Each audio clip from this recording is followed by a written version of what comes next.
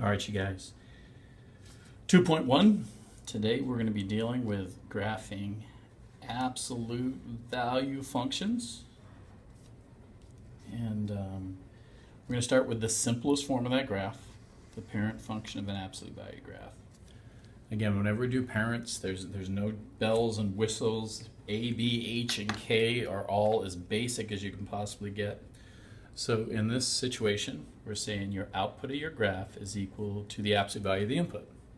So whatever your input is, absolute value just says make it positive, right? So when I input -8, my absolute value -8 is 8. Likewise, if -4 is 4, 0 stays 0. 4, biggest mistake here is to put a -4, right? But we're going to keep it positive 4 and 8. And if we graph that, we're going to see a graph 0, 0, 4, 4, 8, 8, -4, 4, -8.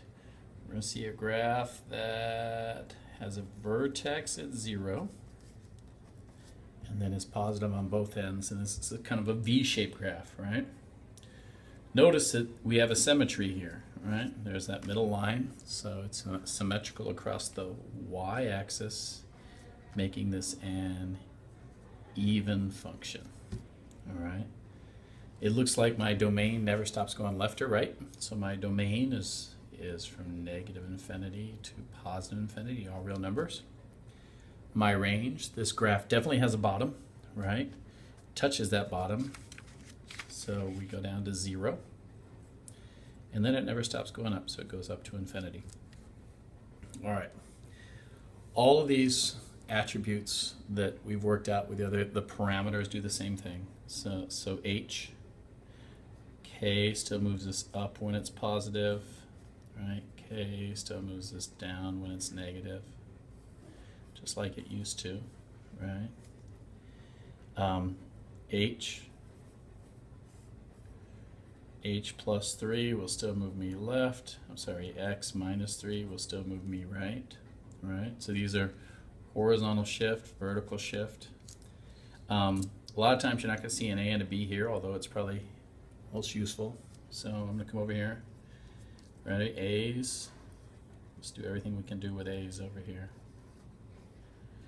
If A is greater than 1, it's a stretch. Right? This is really the absolute value of A. The absolute value of A is in between 1 and 0. I'm just going to put COMP, it's a compression. And if it's negative, it's over the X. Same thing as before, right? If we got our B, you don't have to write this stuff if you know it. Okay? If B is greater than 1, it's a horizontal stretch. If it's between 1 and 0, it's a horizontal compression. If it's negative, it reflects over y-axis, which again, you're not going to see that reflection over the y-axis with this, so very rarely you're going to see a negative B. So let me show you a couple here, and C is going to be the problem you do on your own, but really we're going to be done with this pretty quick. So this guy is right here, that says right 5, this says down 2, we got a vertical stretch of 4. So here we go. We're going to take your standard vertex, move it right 5, which looks like this has a scale of 2, so there's right 5. Down 2 is right here, right? And a vertical stretch of 4, so we're still opening up. So the very first time I move 1 right, I move up 4, 1, 2, 3, 4, right to there. The very next time I move 1 left, it looks like I'm moving half, but the scale's of 2. I move up. And right there